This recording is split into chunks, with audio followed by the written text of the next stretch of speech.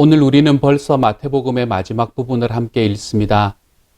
마태복음 21장부터 28장까지를 함께 읽는데요. 이 21장부터 28장까지는 마태복음이 이야기하는 5번째의 이야기와 강론의 사이클, 이 안에 들어가 있는 부분이라고 우리는 바라볼 수 있게 됩니다. 그리고 또한 마지막에 예수님께서 십자가에서 죽음을 당하시고 부활하시는 사건까지, 그리고 예수님의 마지막 이야기까지, 마지막 소원까지 우리에게 전해주는 것이 마태복음의 마지막까지의 부분입니다. 이 마태복음의 이야기는 앞에 나와 있던 사이클과 동일하게 예수님께서 행하셨던 사역들이 이 19장의 말씀부터 시작해서 쭉 지속이 되다가 예수님께서 하신 강론에 관한 이야기가 나타나는데, 여기에서 우리가 한 가지 눈여겨보아야 할 것은 예수님께서 하신 강론의 오늘의 이 마지막 강론의 가장 핵심은 그 마지막 그 말세에 관한 이야기, 마지막의 시대 말세에 관한 이야기가 그것의 중심에 놓여 있다는 사실입니다. 사실 이 말세에 관한 이야기는 소위 말하는 공관복음, 공관복음이라고 이야기하는 것은 같은 관점, 같은 눈으로 본 예수님을 이야기하는 것이 공관복음이거든요. 우리가 보통 마태복음, 마가복음, 누가복음 이 세 가지의 복음서는 예수님께서 이 땅에서 실제로 살아가셨고 말씀하신 바로 그 사실에 관해서, 다시 이야기해서 예수님께서 이 땅에서 사람으로 살아가신 그 사역들을 중심으로 쓰여졌고, 요한복음에서는 첫 시작부터 예수님은 하나님이다 라고 이야기하면서 쓰고 있습니다. 그렇기 때문에 이 세 가지의 복음서와 요한복음은 좀 차이가 있지요. 예수님을 보는 큰 틀의 눈에서 말입니다. 그래서 요한복음은 예수님을 아예 하나님으로 보고, 이 세 가지의 복음은 예수님을 사람의 모습으로 우리에게 설명을 해주고 있는 그런 관점을 가지고 있다. 그래서 공관복음이다 라고 보통 이야기합니다. 이 공관복음으로 통칭되는 마태복음과 마가복음과 누가복음의 마지막 부분에는 모두 다 동일하게 예수님께서 이 말세에 관한 이야기, 이 말세에 대한 강론을 해주시는 이야기가 나타납니다. 마태복음에서부터 그것이 시작이 되고 있죠. 이 이야기, 이 강론이 끝나고 나면 이제 예수님의 이 고난과 그리고 십자가와 부활의 사건이 우리에게 펼쳐집니다. 우리가 매년 부활절이 되면은 계속해서 반복해서 이야기하는 그 이야기들, 그리고 우리가 이 과정들을 통해서 결국에 우리가 구원받을 수 있었기 때문에, 우리가 가지고 있던 모든 죄악에서 우리가 노임을 받을 수 있었기 때문에, 우리가 언제나 우리가 메시지를 들을 때마다, 절기를 닥칠 때마다 우리가 다시금 떠올리는 그 말씀들이 이 마태복음의 마지막 부분을 차지하고 있지요. 이 부분을 통해서 여러분에게 무엇을 말씀을 드려야 할까, 어떤 부분을 좀 주의해서 보시라고 할까 생각을 하다가 두 가지의 부분을 이야기를 드리려고 합니다. 먼저 첫 번째로는 우리가 예수님에 대한 이미지를 좀 정확하게 했으면 좋겠다라는 생각입니다. 우리가 예수님을 생각하면 여러분, 어떤 모습의 예수님이 생각이 나십니까? 어떤 이미지의 예수님이 생각이 나시나요? 예수님께서는 평생을 살아가면서 늘 진지하고 늘 인상 쓰고 늘 엄격하게 살아가셨던 분이 아니라는 것을 여러분이 마가복음과 누가복음을 앞으로 계속 읽어가시면서 좀 더 분명하게 아셨으면 좋겠습니다. 예수님께서는 대단히 유쾌한 분이셨고, 예수님의 삶에는 참 웃음으로 가득 차신 분이 바로 예수님의 삶이었던 것 같습니다. 그렇게 웃음으로 가득 차 있던 그 예수님의 삶 속에 물론 아픔과 어려움이 있었지요. 하지만 그 아픔과 어려움을 아버지께서 나에게 주신 것이라고 생각하고 기쁨으로 감당했던 일, 그것이 바로 예수님이 살아가셨던 삶의 대부분이었습니다. 그리고 예수님의 삶의 마지막 부분에 와서야, 그의 삶의 마지막 일주일에 와서야 우리는 예수님의 고난과 아픔과 죽음을 거기서 바라볼 수 있게 됩니다. 이것을 생각하고 이것을 묵상하는 것은 너무 중요합니다. 그렇지만 예수님의 삶 전부가 이러한 모습이라고 생각을 하게 되면 우리는 예수를 믿는 이 그리스도인의 삶이라는 것이 경직되어 가는 것을 우리가 우리의 삶에서 볼 수 있게 됩니다. 그러므로 우리가 예수님을 바라보면서 우리 주님께서는 정말로 이 땅을 살아갈 때에 유쾌하고 즐겁게 살아가셨던 분이셨구나. 그리고 그의 삶에서 진짜 하나님 앞에서 고난 받으시고 죽임 당하셔야 되는 그 일을 감당해야 될 때는 그것을 또한 담대하게 감당하시는 분이셨구나. 우리가 이것을 좀 기억하며 살았으면 좋겠습니다. 그래서 우리 하나님께서 우리에게 주시는 삶의 은혜 속에서 기쁨으로 우리 삶을 살아가 볼 수 있는 하나님의 사람들이 되어 가시기를 소망합니다. 저는 그러한 예수님의 모습, 예수님의 이 십자가와 부활, 이 십자가라는 이 고난이라는 것은 그분의 인생의 마지막에 잠시 존재하는 것이었구나. 우리가 이것에 대한 깨달음이 우리의 삶을 더욱더 행복함으로 이끌고 갈 수 있는 하나님의 사람들로 되어갔으면 좋겠습니다. 요게 우리가 마태복음의 이야기를 보면서 알았으면 좋겠는 첫 번째 이야기이고요. 두 번째 여러분이 오늘 읽으시면서 눈여겨 바라보아야 될 부분이 어디일까? 그것은 이 예수님께서 종말에 대한 가르침을 하시는 부분입니다. 예수님께서 이 종말에 대한 가르치심을 하시는데 이 종말에 대한 가르치심이 사실은 마태복음과 마가복음과 누가복음 이 세 가지의 복음서에서 각각 좀 다릅니다. 그렇기 때문에 사실 이것을 비교하면서 읽어보면 너무 재밌기는 한데요.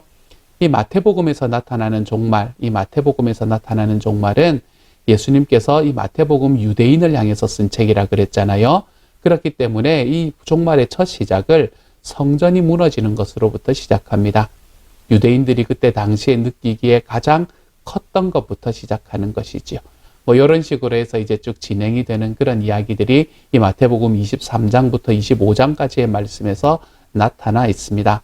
우리가 그 부분을 여러분이 그 부분을 보실 때에 좀 더 눈여겨보실 수 있었으면 좋겠네요.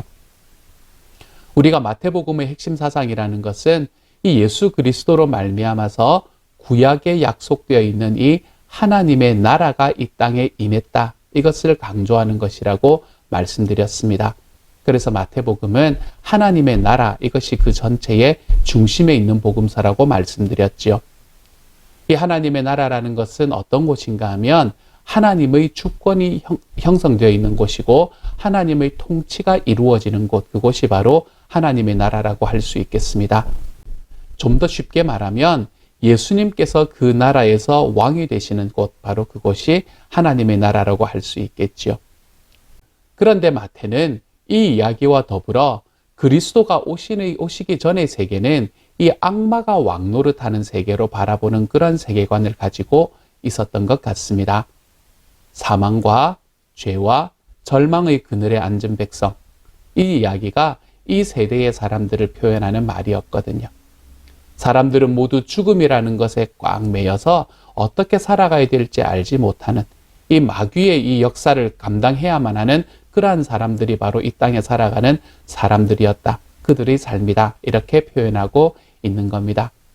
특별히 그 중에서도 정말로 하나님께 가장 가까워야 될 이 종교 지도자들이 이 사탄의 권세에 사로잡혀서 그리스도를 믿지도 못하고 그분을 죽이는 데까지 내어주었다는 사실이 아마도 마태가 이 세상은 정말로 사탄이 속해 있는 지옥과 같은 곳이구나 라고 볼 수밖에 없었던 그 이유였다고 생각합니다. 그렇지만 마태의 이런 이야기들은 이 세상이 정말 사탄의 역사 속에 들어와 있다라는 이 마태의 생각은 예수 그리스도께서 부활하시고 난 다음에 극적으로 바뀌게 됩니다. 마태의 마지막 예수님의 소원에 관한 이야기를 하고 있는 본문을 우리는 잘 알고 있지 않습니까? 마태는 거기에서 너희는 가서 모든 족속으로 제자를 삼아라. 가서 세례를 주면서 지키게 하고 가르치면서 너희는 그 사람들을 제자로 삼아라 라고 이야기를 하고 있습니다. 이렇게 결론을 내고 있죠. 이러한 말씀들을 통해서 우리는 이 마태의 마음에 예수 그리스도로 인해서 이 땅에 온 천국이 끝없이 확장되고 전파될 것에 대한 희망을 볼 수 있게 됩니다. 지금은 많은 사람들이, 지금은 이 유대인들이 예수님을 십자가에 죽이는 곳까지 나아가는 이 사탄의 나라에 살고 있지만 그들은 결국 하나님의 나라의 백성으로 모아질 것이다. 누구를 통해서요? 우리를 통해서요. 그것이 마태가 가지고 있는 희망이죠. 그러므로 마태복음은 그의 책의 마지막을 이 희망과 소망의 메시지로 마무리를 하고 있는 것입니다. 그래서 예수님께서 너희와 항상 함께 계실 것이다 라는 이야기로 끝을 내지 않습니까? 그렇죠? 이 이야기가 얼마나 희망에 가득 찬 이야기입니까? 늘 그들과 함께 계실 예수님, 임마누엘이신 예수님, 그 예수님의 은혜 안에서 마태는 자기가 가지고 있는 그 영원한 생명과 권세를 모든 사람이 다 누리기를 원하고 있는 것을 우리들에게 보여주고 있는 것이지요. 그리고 마태가 가지고 있었던 이 소망, 정말로 예수님을 통해서 이 사탄의 나라에 임한 이 천국이 자기들을 통해서 펼쳐나갈 그 소망을 품었던 그 소망의 중심에 저와 여러분이 있는 거지요. 그러므로 우리는 예수님께서 이 마태복음을 통해서 이야기하신 이 마지막 예수님의 이야기, 이 예수님의 소원을 우리의 삶에서 이루어드리며 사는 것이 우리의 삶의 목적이다. 이렇게 이야기하며 살아가는 사람이 될 수 있는 것입니다. 사랑하는 여러분, 우리는 이것으로 마태복음을 마무리하게 됩니다. 오늘의 말씀을 보시면서 저는 여러분에게 두 가지를 조금 더 자세히 봤으면 좋겠습니다. 라고 말씀을 드렸어요. 첫 번째로는 예수님께서 정말로 이 진지하고 정말 고난당하고 고통당하는 것은 그 마지막 일주일이었구나. 그렇지 않은 나머지 시간은 정말 행복하고 즐겁게 사신 분이셨구나. 그러므로 우리도 좀 즐겁게. 이러한 것을 우리가 좀 볼 수 있는 눈이 있었으면 좋겠고요. 또한 마태복음에서 나타나는 이 종말의 이야기가 정말 이 사탄의 세상에 임한 예수님의 나라가, 하나님의 나라가 정말 확장되기를 원하시는 그 예수님의 마음, 내가 여기에 주역으로 함께 있는 것이 얼마나 감사한가. 이것을 우리가 좀 기대하고 기억하고 깨달을 수 있는 시간이 되었으면 좋겠습니다.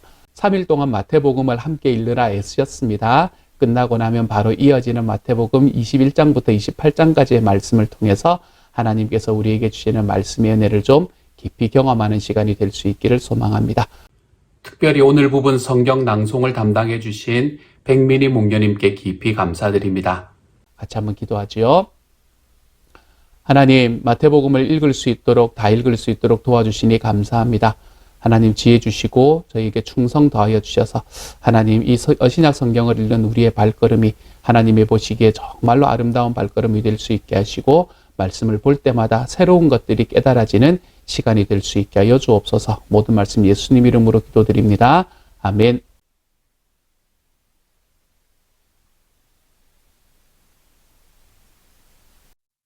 마태복음 21장.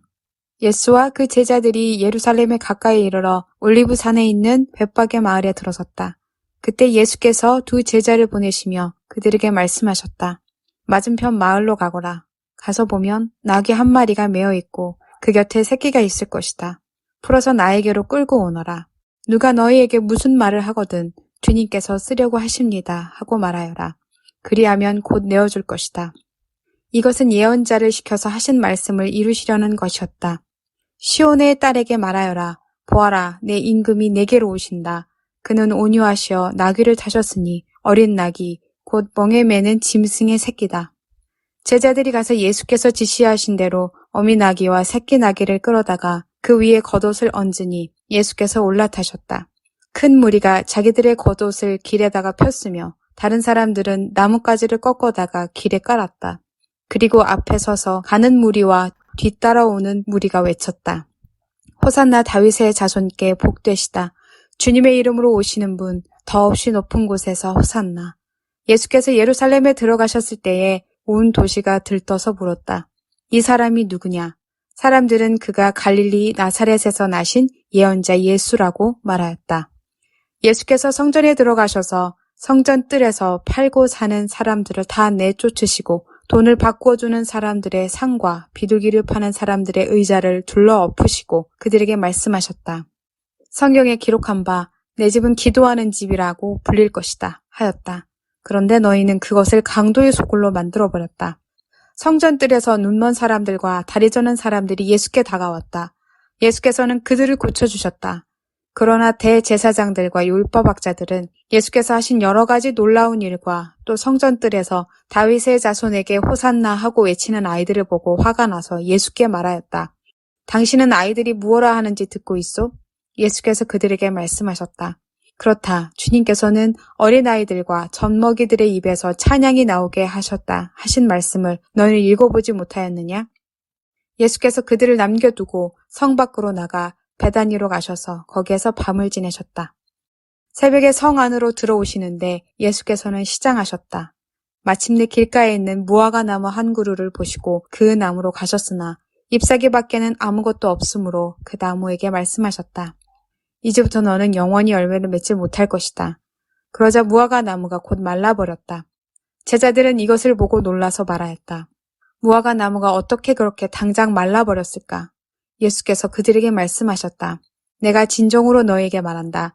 너희가 믿고 의심하지 않으면 이 무화과 나무의 한 일을 너희도 할 수 있을 뿐 아니라 이 산 너러 들려서 바다에 빠져라 하고 말해도 그렇게 될 것이다. 또 너희가 기도할 때에 이루어질 것을 믿으면서 구하는 것은 무엇이든지 다 받을 것이다. 예수께서 성전에 들어가서 가르치고 계실 때에 대제사장들과 백성의 장로들이 다가와서 말하였다. 당신은 무슨 권한으로 이런 일을 하시오? 누가 당신에게 이런 권한을 주었소? 예수께서 그들에게 이렇게 대답하셨다. 나도 너에게 한 가지를 물어보겠다. 너희가 대답하면 나도 무슨 권한으로 이런 일을 하는지를 말하겠다. 요한의 세례가 어디에서 왔느냐? 하늘에서냐? 사람에게서냐? 그러자 그들은 자기들끼리 의논하며 말하였다. 하늘에서 왔다고 말하면 어째서 그를 믿지 않았느냐고 할 것이요. 또 사람에게서 왔다고 하자니 무리가 무섭고 그들은 모두 요한을 예언자로 여기니 말이오. 그래서 그들은 예수께 모르겠다고 대답하였다. 그러자 예수님께서 말씀하셨다. 나도 내가 무슨 권한으로 이런 일을 하는지를 너에게 말하지 않겠다. 너희는 어떻게 생각하느냐? 어떤 사람에게 아들이 둘이 있는데 아버지가 맏아들에게 가서 얘야 너 오늘 포도원에 가서 일해라 하고 말하였다. 그런데 맏아들은 대답하기를 싫습니다 하고 말하였다. 그러나 그 뒤에 그는 뉘우치고 일하러 갔다. 아버지는 둘째 아들에게 가서 같은 말을 하였다. 그는 대답하기를 예 가겠습니다 아버지 하고서는 가지 않았다. 그런데 이 둘 가운데에서 누가 아버지의 뜻을 행하였느냐? 예수께서 이렇게 물으시니 그들이 대답하였다. 맏아들입니다. 예수께서 그들에게 말씀을 하셨다. 내가 진정으로 너에게 말한다. 세리와 창녀들이 오히려 너희보다 먼저 하나님의 나라에 들어간다. 요한이 너희에게 와서 옳은 길을 보여주었으나 너희는 그를 믿지 않았다. 그러나 세리와 창녀들은 믿었다. 너희는 그것을 보고도 끝내 뉘우치지 않았으며 그를 믿지 않았다. 다른 비유를 하나 들어보아라. 어떤 집주인이 있었다. 그는 포도원을 일구고 울타리를 치고 그 안에 포도즙을 짜는 확을 파고 망대를 세웠다. 그리고 그것을 농부들에게 새로 주고 멀리 떠났다. 열매를 거두어들일 철이 가까이 왔을 때에 그는 그 소출을 받으려고 자기 종들을 농부들에게 보냈다. 그런데 농부들은 그 종들을 붙잡아서 하나는 때리고 하나는 죽이고 또 하나는 돌로 쳤다. 주인은 다시 다른 종들을 처음보다 더 많이 보냈다. 그랬더니 농부들은 그들에게도 똑같이 하였다. 마지막으로 그는 자기 아들을 보내며 말하기를 그들이 내 아들이야 존중하겠지 하였다. 그러나 농부들은 그 아들을 보고 그들끼리 말하였다. 이 사람은 상속자다. 그를 죽이고 그의 유산을 우리가 차지하자. 그러면서 그들은 그를 잡아서 포도원 밖으로 내쫓아 죽였다. 그러니 포도원 주인이 돌아올 때에 그 농부들을 어떻게 하겠느냐? 그들이 예수께 말하였다. 그 악한 자들을 가차없이 죽이고 제때 소출을 바칠 다른 농부들에게 포도원을 맡길 것입니다. 예수께서 그들에게 말씀하셨다. 너희는 성경에서 이런 말씀을 읽어본 일이 없느냐? 집 짓는 사람이 버린 돌이 집 모퉁이의 머릿돌이 되었다. 이것은 주님께서 하신 일이요. 우리 눈에는 놀라운 일이다. 그러므로 나는 너희에게 말한다. 하나님께서는 너희에게서 하나님의 나라를 빼앗아서 그 나라 열매를 맺는 민족에게 주실 것이다. 이 돌 위에 떨어지는 사람은 부스러질 것이요. 이 돌이 어떤 사람 위에 떨어지면 그를 가루로 만들어 놓을 것이다.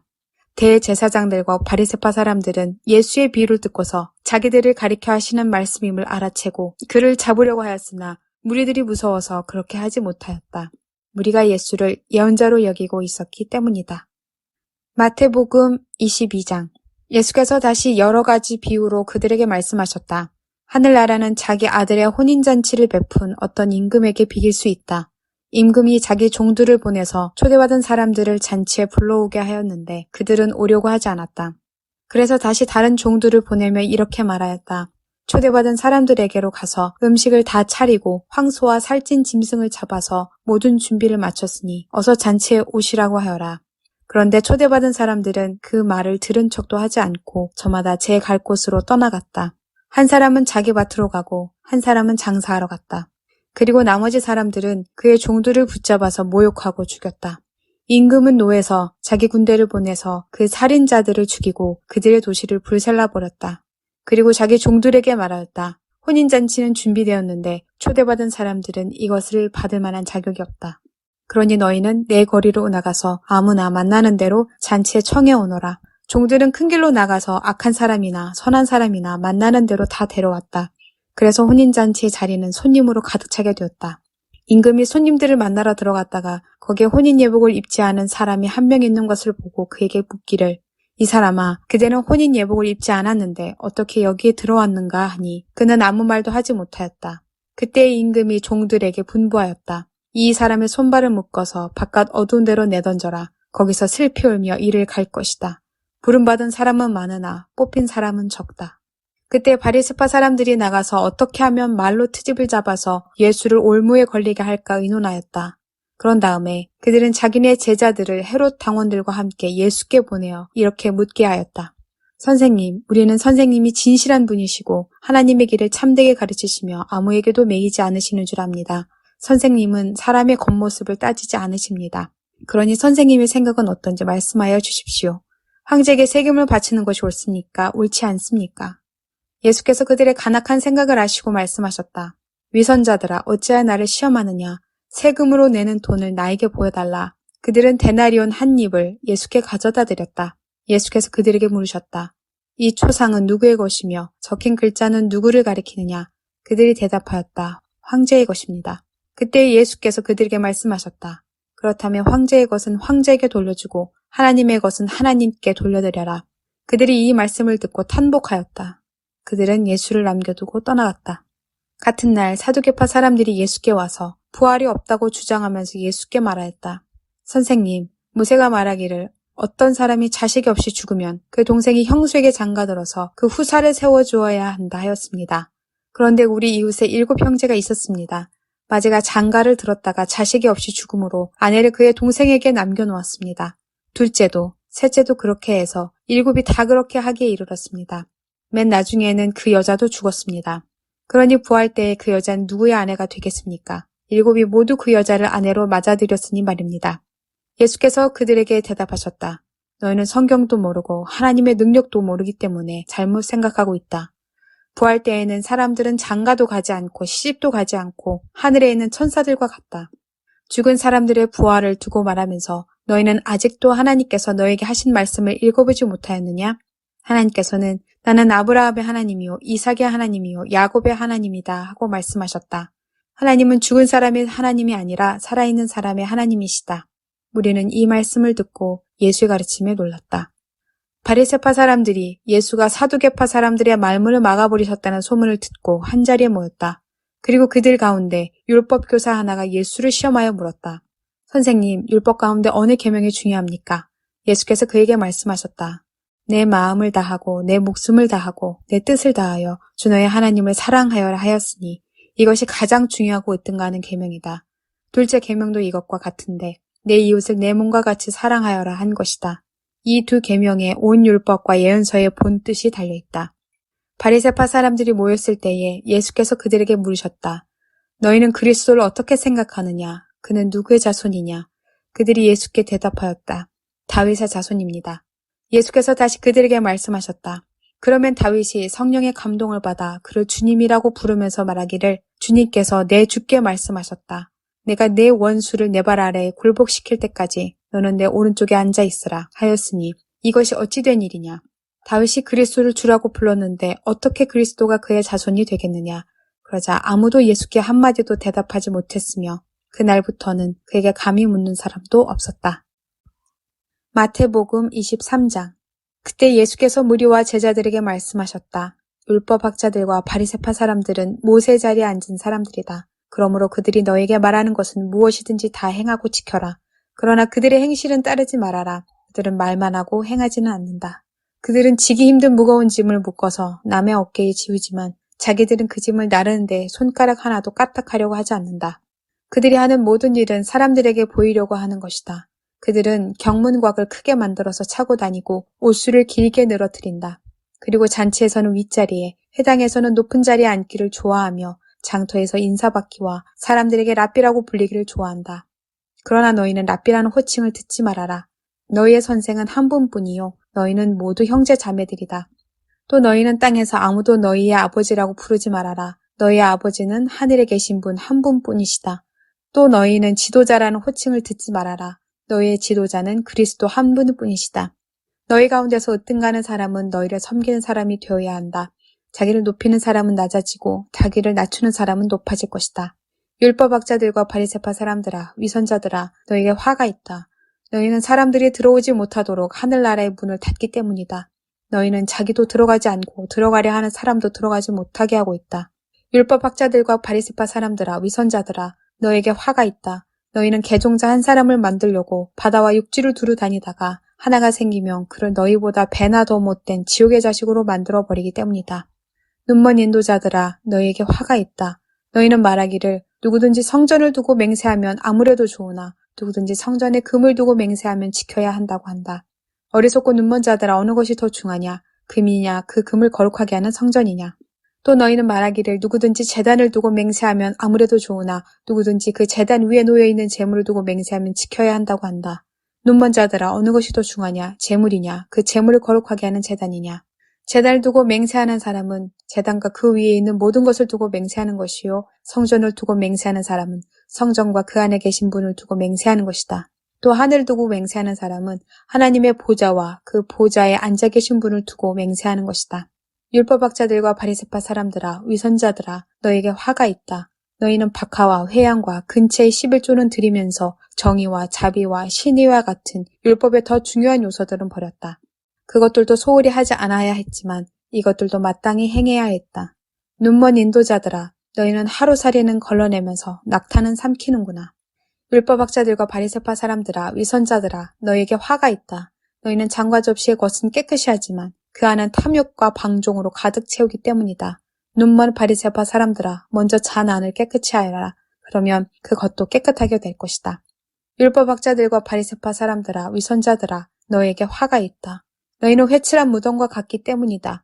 그것은 겉으로는 아름답게 보이지만 그 안에는 죽은 사람의 뼈와 온갖 더러운 것이 가득하다. 이와 같이 너희도 겉으로는 사람에게 의롭게 보이지만 속에는 위선과 불법이 가득하다. 율법학자들과 바리새파 사람들아, 위선자들아, 너희에게 화가 있다. 너희는 예언자들의 무덤을 만들고 의인들의 기념비를 꾸민다. 그러면서 우리가 조상의 시대에 살았더라면 예언자들을 피 흘리게 하는 일에 가담하지 않았을 것이다 하고 말하기 때문이다. 이렇게 하여 너희는 예언자들을 죽인 자들의 자손임을 스스로 증언한다. 그러므로 너희는 너희 조상의 분량을 마저 채우라. 뱀들아, 독사의 새끼들아, 너희가 어떻게 지옥의 심판을 피하겠느냐. 그러므로 내가 예언자들과 지혜 있는 자들과 율법학자들을 너희에게 보낸다. 너희는 그 가운데서 더러는 죽이고 더러는 십자가에 못 박고 더러는 회당에서 채찍질하고 이 동네 저 동네로 뒤쫓으며 박해할 것이다. 그리하여 의인 아벨의 피로부터 너희가 성소와 제단 사이에서 살해한 바랴가의 아들 사가랴의 피에 이르기까지 땅에 죄 없이 흘린 모든 피가 너희에게 돌아갈 것이다. 내가 진정으로 너희에게 말한다. 이 일의 책임은 다 이 세대에게 돌아갈 것이다. 예루살렘아, 예루살렘아, 내게 보낸 예언자들을 죽이고 돌로 치는구나. 암탉이 병아리를 날개 아래 품듯이 내가 몇 번이나 내 자녀들을 모아 품으려 하였더냐. 그러나 너희는 원하지 않았다. 보아라, 너희 집은 버림을 받아서 황폐하게 될 것이다. 내가 너에게 말한다. 너희가 주님의 이름으로 오시는 분은 복되시다 하고 말할 그때까지 너희는 다시는 나를 보지 못할 것이다. 마태복음 24장. 예수께서 성전에서 나와서 걸어가시는데 제자들이 다가와서 성전 건물을 그에게 가리켜 보였다. 예수께서 그들에게 말씀하셨다. 너희는 이 모든 것을 보고 있지 않느냐? 내가 진정으로 너희에게 말한다. 여기에 돌 하나도 돌 위에 남아있지 않고 다 무너질 것이다. 예수께서 올리브산에 앉아 계실 때에 제자들이 따로 그에게 다가와서 말하였다. 이런 일들이 언제 일어나겠습니까? 선생님께서 다시 오시는 때와 세상 끝날에는 어떤 징조가 있겠습니까? 우리에게 말씀해 주십시오. 예수께서 그들에게 말씀하셨다. 누구에게도 속지 않도록 조심하여라. 많은 사람이 내 이름으로 와서 말하기를 내가 그리스도이다 하면서 많은 사람을 속일 것이다. 또 너희는 여기저기서 전쟁이 일어난 소식과 전쟁이 일어나리라는 소문을 들 것이다. 그러나 너희는 당황하지 않도록 주의하여라. 이런 일은 반드시 일어나야 한다. 그러나 아직 끝은 아니다. 민족이 민족을 거슬러서 일어나고 나라가 나라를 거슬러 일어날 것이며 여기저기서 기근과 지진이 있을 것이다. 그러나 이런 모든 일은 진통의 시작이다. 그때 사람들이 너희를 환란에 넘겨줄 것이며 너희를 죽일 것이다. 또 너희는 내 이름 때문에 모든 민족에게 미움을 받을 것이다. 또 많은 사람이 걸려서 넘어질 것이요 서로 넘겨주고 서로 미워할 것이다. 또 거짓 예언자들이 많이 일어나서 많은 사람을 홀릴 것이다. 그리고 불법이 성하여 많은 사람의 사랑이 식을 것이다. 그러나 끝까지 견디는 사람은 구원을 얻을 것이다. 이 하늘나라의 복음이 온 세상에 전파되어서 모든 민족에게 증언될 것이다. 그때에야 끝이 올 것이다. 그러므로 너희는 예언자 다니엘이 말한 바 황폐하게 하는 가증스러운 물건이 거룩한 곳에 서 있는 것을 보거든 읽는 사람은 깨달아라. 그때 유대에 있는 사람들은 산으로 도망하여라. 지붕 위에 있는 사람은 제 집 안에 있는 물건을 꺼내려고 내려오지 말아라. 밭에 있는 사람은 제 겉옷을 가지러 뒤로 돌아서지 말아라. 그 날에는 아이를 뵌 여자들과 젖먹이를 가진 여자들은 불행하다. 너희가 도망하는 일이 겨울이나 안식일에 일어나지 않도록 기도하여라. 그때 큰 환란이 닥칠 것인데 그런 환란은 세상 처음부터 이제까지 없었으며 앞으로도 없을 것이다. 그 환란의 날들을 줄여주지 않으셨다면 구원을 얻을 사람이 하나도 없을 것이다. 그러나 선택받은 사람들을 위하여 하나님께서 그 날들을 줄여주실 것이다. 그때 누가 너에게 말하기를 보시오, 그리스도가 여기 계시오, 혹은 아니 여기 계시오 하더라도 믿지 말아라. 거짓 그리스도들과 거짓 예언자들이 일어나서 큰 표징과 기적을 일으키면서 할 수만 있으면 선택받은 사람들까지도 홀릴 것이다. 보아라, 내가 너에게 미리 말하여 둔다. 그러므로 그들이 너에게 보아라, 그리스도가 광야에 계신다 하고 말하더라도 너희는 나가지 말고 그리스도가 골방에 계신다 하더라도 너희는 믿지 말아라. 번개가 동쪽에서 나서 서쪽에까지 번쩍이듯이 인자가 오는 것도 그러할 것이다. 주검이 있는 곳에는 독수리가 모여들 것이다. 그 환란의 날들이 지난 뒤에 곧 해는 어두워지고 달은 그 빛을 잃고 별들은 하늘에서 떨어지고 하늘의 세력들은 흔들릴 것이다. 그때 인자가 올 징조가 하늘에서 나타날 터인데 그때에는 땅에 있는 모든 민족이 가슴을 치며 인자가 큰 권능과 영광에 쌓여 하늘 구름을 타고 오는 것을 보게 될 것이다. 그리고 그는 자기 천사들을 큰 나팔 소리와 함께 보낼 터인데 그들은 하늘 이 끝에서 저 끝까지 사방에서 그가 선택한 사람들을 모을 것이다. 무화과 나무에서 교훈을 배워라. 가지가 연하여지고 잎이 돋으면 너희는 여름이 가까워 온 줄을 안다. 이와 같이 너희도 이 모든 일을 보거든 인자가 문 앞에 가까이 온 줄을 알아라. 내가 진정으로 너희에게 말한다. 이 세대가 끝나기 전에 이 모든 일이 다 일어날 것이다. 하늘과 땅은 없어질지라도 나의 말은 결코 없어지지 않을 것이다. 그러나 그 날과 그 시각은 아무도 모른다. 하늘의 천사들도 모르고 아들도 모르고 오직 아버지만이 아신다. 노아의 때와 같이 이 인자가 올 때에도 그러할 것이다. 홍수 이전 시대에 노아가 방주에 들어가는 날까지 사람들은 먹고 마시고 장가가고 시집가며 지냈다.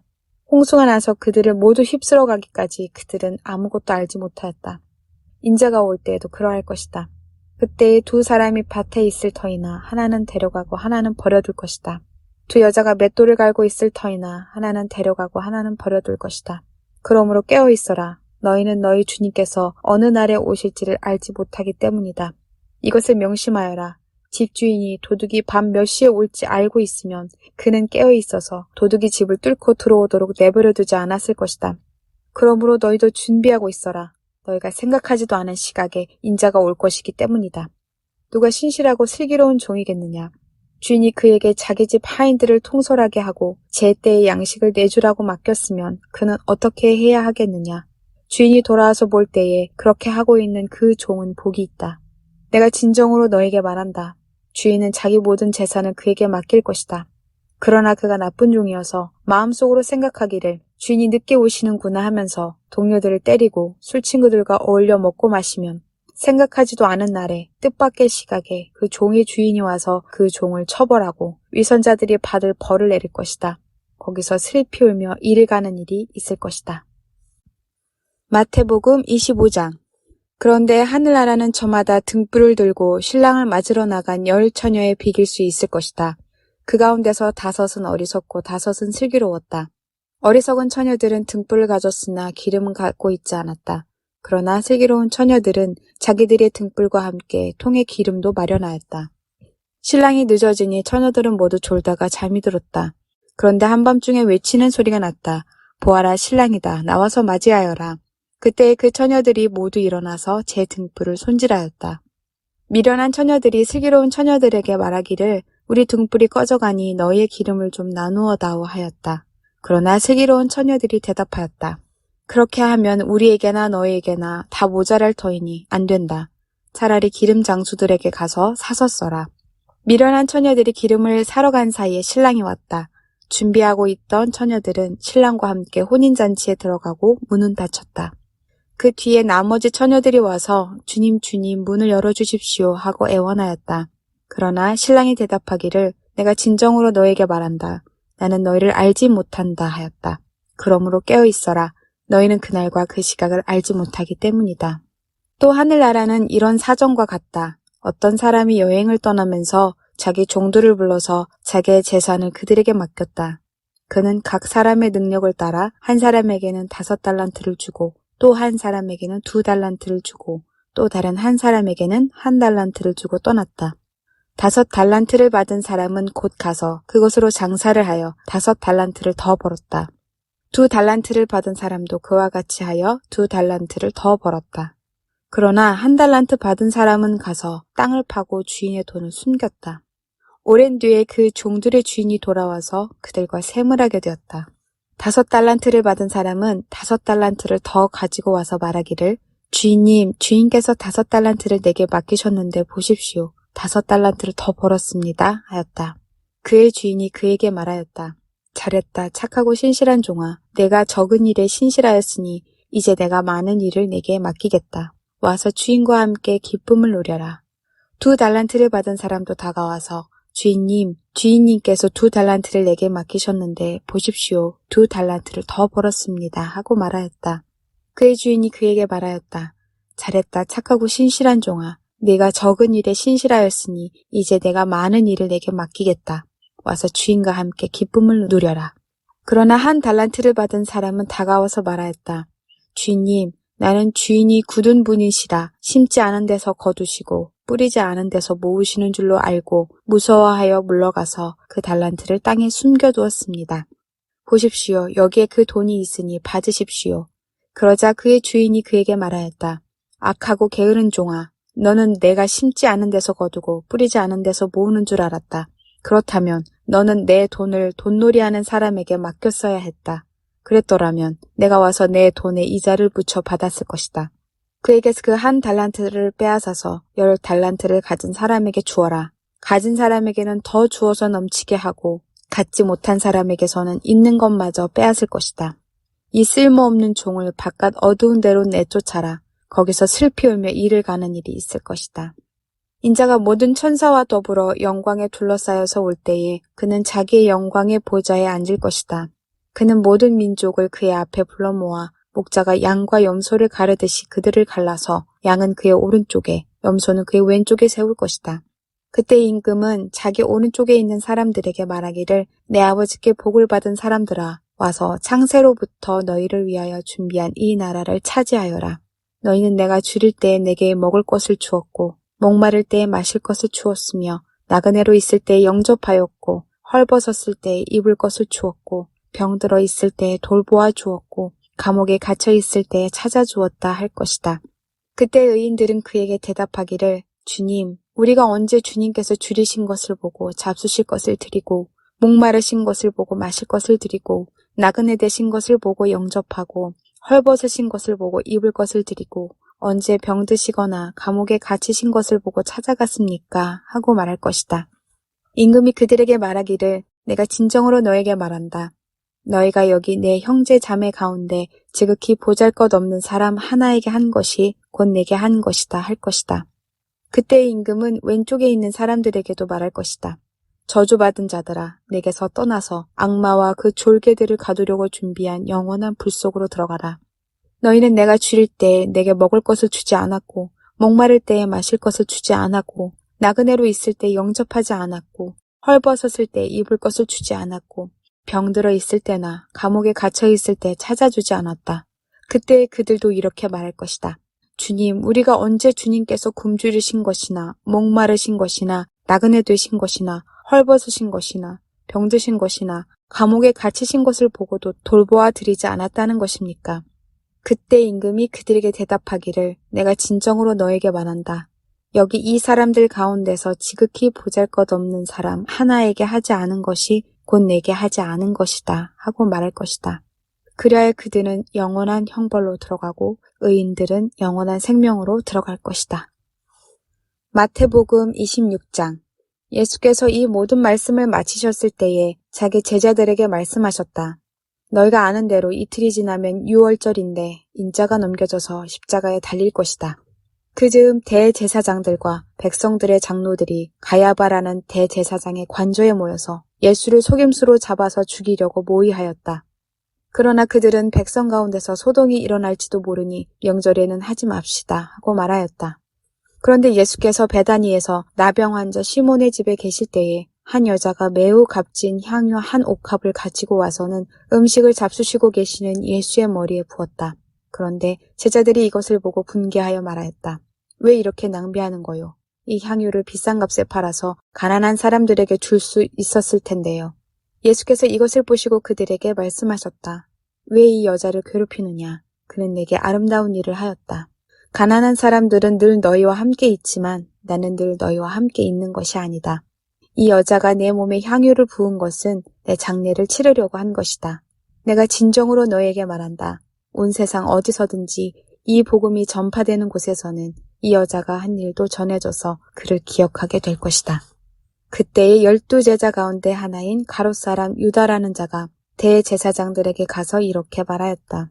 내가 예수를 여러분에게 넘겨주면 여러분은 내게 무엇을 주실 작정입니까? 그들은 유다에게 은돈 30입을 셈하여 주었다. 그때부터 유다는 예수를 넘겨주려고 기회를 노리고 있었다. 무교절 첫째 날에 제자들이 예수께 다가와서 말하였다. 우리가 선생님께서 유월절 음식을 잡수시게 준비하려고 하는데 어디에다 하기를 바라십니까? 예수께서 말씀하셨다. 성 안으로 아무를 찾아가서 선생님께서 말씀하시기를 내 때가 가까워졌으니 내가 그대의 집에서 제자들과 함께 유월절을 지키겠다고 하십니다. 하고 그에게 말하여라. 그래서 제자들은 예수께서 그들에게 분부하신 대로 하여 유월절을 준비하였다. 저녁 때가 되어서 예수께서는 12제자와 함께 식탁에 앉아 계셨다. 그들이 먹고 있을 때 예수께서 말씀하셨다. 내가 진정으로 너희에게 말한다. 너희 가운데 한 사람이 나를 넘겨줄 것이다. 그들은 몹시 걱정이 되어 저마다 주님 나는 아니지요 하고 말하기를 시작하였다. 예수께서 대답하셨다. 나와 함께 이 대접에 손을 담근 사람이 나를 넘겨줄 것이다. 인자는 자기에 관하여 성경에 기록되어 있는 대로 떠나가지만 인자를 넘겨주는 그 사람은 화가 있다.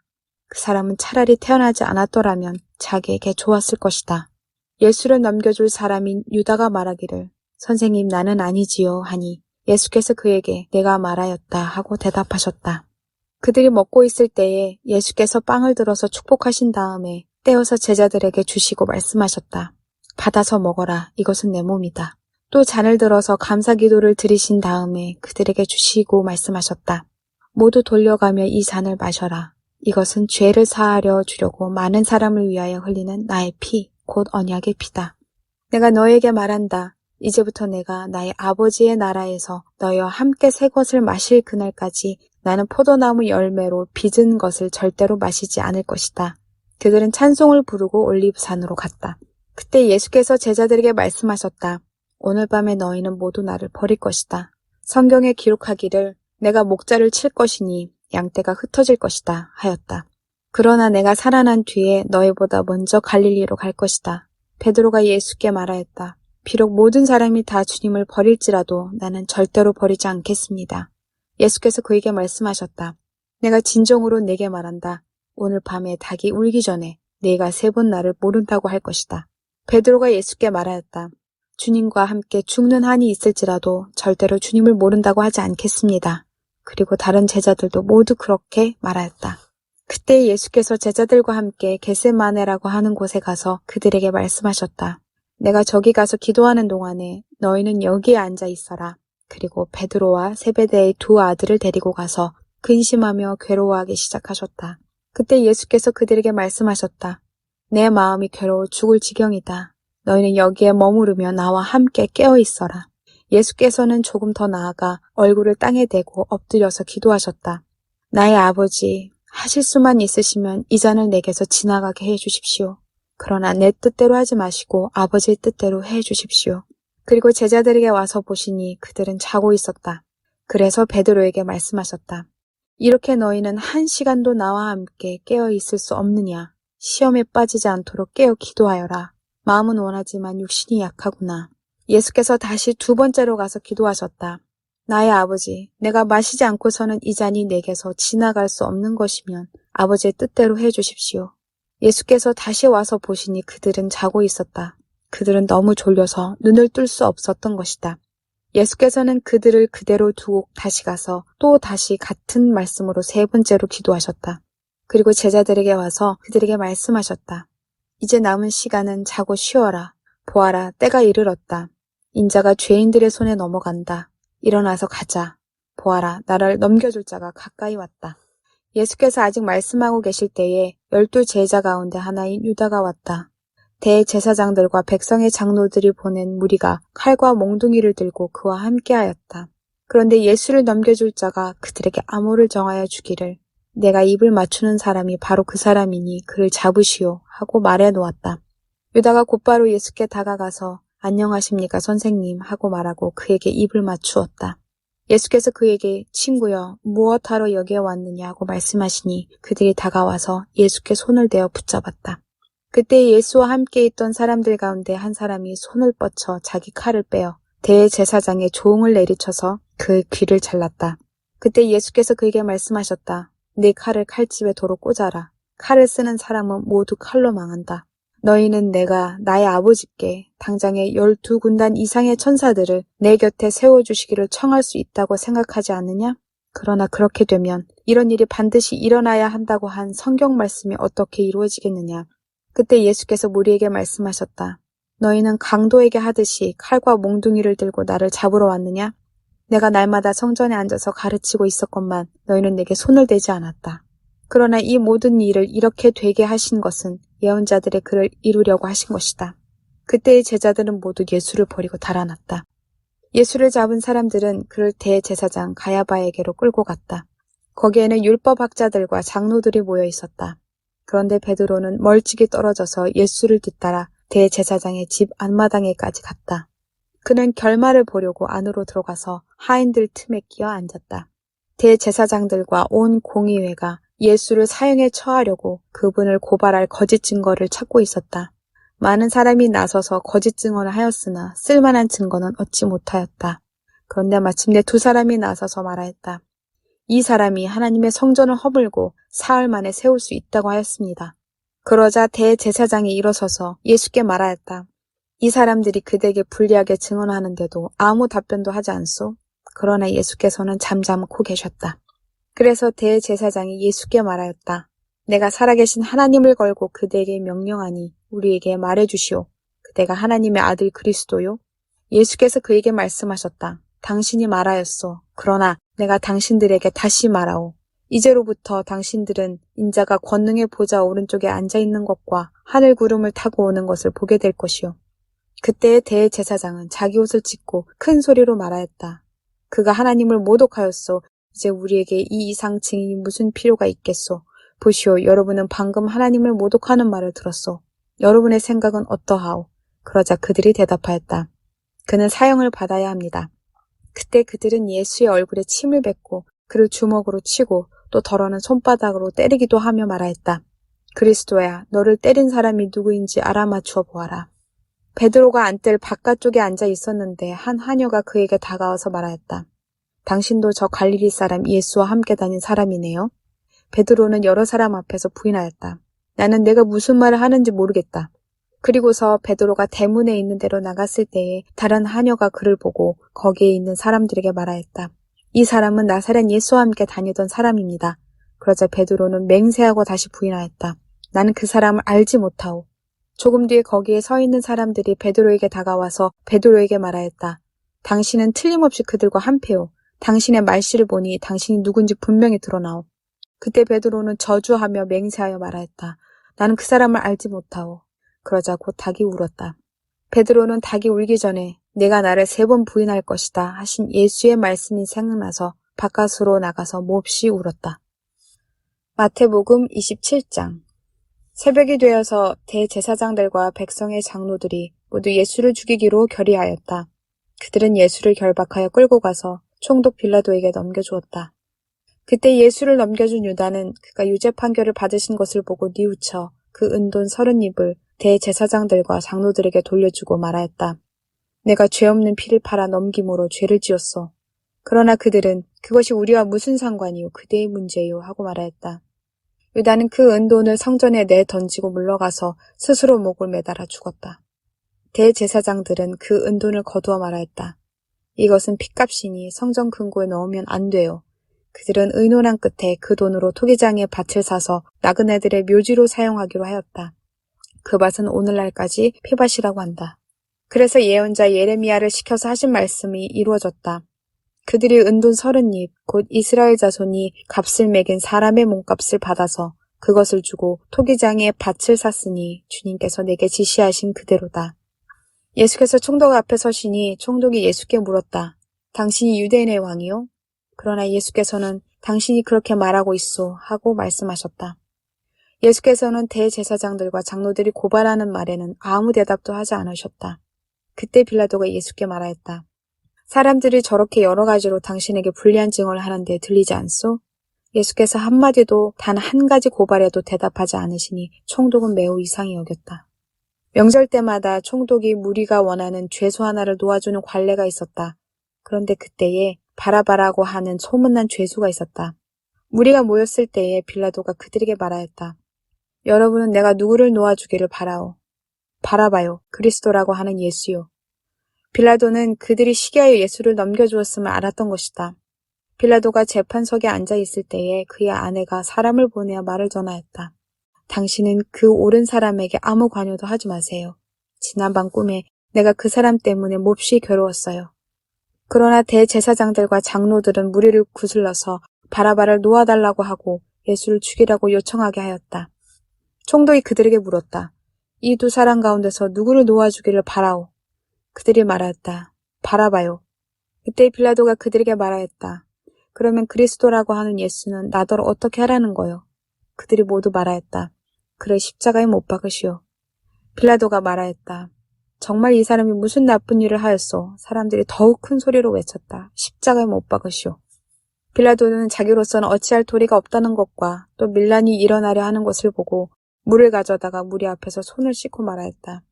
나는 이 사람의 피에 대하여 책임이 없으니 여러분이 알아서 하시오. 그러자 온 백성이 대답하였다. 그 사람의 피를 우리와 우리 자손에게 돌리시오. 그래서 빌라도는 그들에게 바라바는 놓아주고 예수는 채찍질한 뒤에 십자가에 처형하라고 넘겨주었다. 총독의 병사들이 예수를 총독 관저로 끌고 들어가서 온 부대를 다 그의 앞에 불러 모았다. 그리고 예수의 옷을 벗기고 주홍색 걸침 옷을 걸치게 한 다음에 가시로 면류관을 엮어 그의 머리에 씌우고 그의 오른손에 갈대를 들게 하였다. 그리고 그분 앞에 무릎을 꿇고 유대인의 왕 만세 하고 말하면서 그를 희롱하였다. 또 그들은 그에게 침을 뱉고 갈대를 빼앗아서 머리를 쳤다. 이렇게 희롱한 다음에 그들은 주홍 옷을 벗기고 그의 옷을 도로 입혔다. 그리고 십자가에 못 박으려고 그를 끌고 나갔다. 그들은 나가다가 시몬이라는 구레네 사람을 만나서 강제로 예수의 십자가를 지고 가게 하였다. 그들은 골고다 곧 해골곳이라는 곳에 이르러서 포도주에 쓸개를 타서 예수께 드려서 마시게 하였으나 그는 그 맛을 보시고는 마시려고 하지 않으셨다. 그들은 예수를 십자가에 못 박고 나서 제비를 뽑아서 그의 옷을 나누어 가졌다. 그리고 거기에 앉아서 그를 지키고 있었다. 그리고 그의 머리 위에는 이 사람은 유대인의 왕 예수다 이렇게 쓴 죄패를 붙였다. 그때 강도 두 사람이 예수와 함께 십자가에 못 박혔는데 하나는 그의 오른쪽에 하나는 그의 왼쪽에 달렸다. 지나가는 사람들이 머리를 흔들면서 예수를 모욕하여 말하였다. 성전을 허물고 사흘 만에 짓겠다던 사람아, 내가 하나님의 아들이거든 너나 구원하여라. 십자가에서 내려와 보아라. 그와 같이 대제사장들도 율법학자들과 장로들과 함께 조롱하면서 말하였다. 그가 남은 구원하였으나 자기는 구원하지 못하는가 보다. 그가 이스라엘 왕이시니 지금 십자가에서 내려오시라지. 그러면 우리가 그를 믿을 터인데 그가 하나님을 의지하였으니 하나님이 원하시면 이제 그를 구원하시라지. 그가 말하기를 나는 하나님의 아들이다 하였으니 말이다. 함께 십자가에 달린 강도들도 마찬가지로 예수를 욕하였다. 낮 12시부터 어둠이 온 땅을 덮어서 오후 3시까지 계속되었다. 3시쯤에 예수께서 큰 소리로 부르짖어 말씀하셨다. 엘리 엘리 라마 사막다니. 그것은 나의 하나님 어찌하여 나를 버리셨습니까? 라는 뜻이다. 거기에 서 있는 사람들 가운데 몇이 이 말을 듣고서 말하였다. 이 사람이 엘리야를 부르고 있다. 그러자 그들 가운데서 한 사람이 곧 달려가서 해면을 가져다가 신 포도주에 적셔서 갈대에 꿰어 그에게 마시게 하였다. 그러나 다른 사람들은 어디 엘리야가 와서 그를 구하여 주나 두고 보자 하고 말하였다. 예수께서 다시 큰 소리로 외치시고 숨을 거두셨다. 그런데 보아라, 성전 휘장이 위에서 아래까지 두 폭으로 찢어졌다. 그리고 땅이 흔들리고 바위가 갈라지고 무덤이 열리고 잠자던 많은 성도들의 몸이 살아났다. 그리고 그들은 예수께서 부활하신 뒤에 무덤에서 나와 거룩한 도성에 들어가서 많은 사람에게 나타났다. 백부장과 그와 함께 예수를 지키는 사람들이 지진과 여러 가지 일어난 일들을 보고 몹시 두려워하여 말하기를 참으로 이분은 하나님의 아들이셨다 하였다. 거기에 많은 여자들이 멀찍이 지켜보고 있었는데 그들은 예수께 시중을 들면서 갈릴리에서 따라온 사람이었다. 그들 가운데는 막달라 출신 마리아와 야고보와 요셉의 어머니 마리아와 세베대의 아들들의 어머니가 있었다. 날이 저물었을 때에 아리마대 출신으로 요셉이라고 하는 한 부자가 왔다. 그도 역시 예수의 제자이다. 이 사람이 빌라도에게 가서 예수의 시신을 내어달라고 청하니 빌라도가 내어주라고 명령하였다. 그래서 요셉은 예수의 시신을 가져다가 깨끗한 삼배로 싸서 바위를 뚫어서 만든 자기의 새 무덤에 모신 다음에 무덤 어귀에다가 큰 돌을 굴려놓고 갔다. 거기 무덤 맞은편에는 막달라 마리아와 다른 마리아가 앉아 있었다. 이튿날 곧 예비일 다음 날에 대제사장들과 바리새파 사람들이 빌라도에게 몰려가서 말하였다. 각하, 세상을 미혹하던 그 사람이 살아있을 때에 사흘 뒤에 자기가 살아날 것이라고 말을 한 것을 우리가 기억하고 있습니다. 그러니 사흘째 되는 날까지는 무덤을 단단히 지키라고 명령해 주십시오. 혹시 그의 제자들이 와서 시체를 훔쳐가고서는 백성에게는 그가 죽은 사람들 가운데서 살아났다 하고 말할지도 모릅니다. 그렇게 되면 이번 속임수는 처음 것보다 더 나쁜 영향을 미칠 것입니다. 빌라도가 그들에게 말하였다. 경비병을 내줄 터이니 물러가서 제주껏 지키시오. 그들은 물러가서 그 돌을 봉인하고 경비병을 두어서 무덤을 단단히 지켰다. 마태복음 28장. 안식일이 지나고 이레의 첫날 동틀 무렵에 막달라 마리아와 다른 마리아가 무덤을 보러 갔다. 그런데 갑자기 큰 지진이 일어났다. 주님의 한 천사가 하늘에서 내려와 무덤에 다가와서 그 돌을 굴려내고 그 돌 위에 앉았다. 그 천사의 모습은 번개와 같았고 그의 옷은 눈과 같이 휘었다. 지키던 사람들은 천사를 보고 두려워서 떨었고 죽은 사람처럼 되었다. 천사가 여자들에게 말하였다. 두려워하지 말아라. 나는 너희가 십자가에 달리신 예수를 찾는 줄 안다. 그는 여기에 계시지 않다. 그가 말씀하신 대로 그는 살아나셨다. 와서 그가 누워 계시던 곳을 보아라. 그리고 빨리 가서 제자들에게 전하기를 그는 죽은 사람들 가운데서 살아나셔서 그들보다 먼저 갈릴리로 가시니 그들은 거기서 그를 뵙게 될 것이라고 하여라. 이것이 내가 너희에게 하는 말이다. 여자들은 무서움과 큰 기쁨에 엇갈려서 급히 무덤을 떠나 이 소식을 그의 제자들에게 전하려고 달려갔다. 그런데 갑자기 예수께서 여자들과 마주쳐서 평안하냐 하고 말씀하셨다. 여자들은 다가가서 그의 발을 붙잡고 그에게 절하였다. 그때 예수께서 그 여자들에게 말씀하셨다. 무서워하지 말아라. 가서 나의 형제들에게 갈릴리로 가라고 전하여라. 그러면 거기에서 그들이 나를 만날 것이다. 여자들이 가는데 경비병 가운데 몇 사람이 성 안으로 들어가서 일어난 일을 모두 대제사장에게 보고하였다. 대제사장들은 장로들과 함께 모여 의논한 끝에 병사들에게 은돈을 많이 집어주고 말하였다. 예수의 제자들이 밤중에 와서 우리가 잠든 사이 시체를 훔쳐갔다 하고 말하여라. 이 소문이 총독의 귀에 들어가게 되더라도 우리가 잘 말해서 너에게 아무 해가 미치지 않게 해주겠다. 그들은 돈을 받고서 시키는 대로 하였다. 그리고 이 말이 오늘날까지 유대인들 사이에 널리 퍼져 있다. 11 제자가 갈릴리로 가서 예수께서 일러주신 산에 이르렀다. 그들은 예수를 뵙고 절을 하였다. 그러나 의심하는 사람들도 있었다. 예수께서 다가와서 그들에게 말씀하셨다. 나는 하늘과 땅의 모든 권세를 받았다. 그러므로 너희는 가서 모든 민족을 제자로 삼아서 아버지와 아들과 성령의 이름으로 세례를 주고 내가 너에게 명령한 모든 것을 그들에게 가르쳐 지키게 하여라. 보아라, 내가 세상 끝날까지 항상 너희와 함께 있을 것이다. 아멘.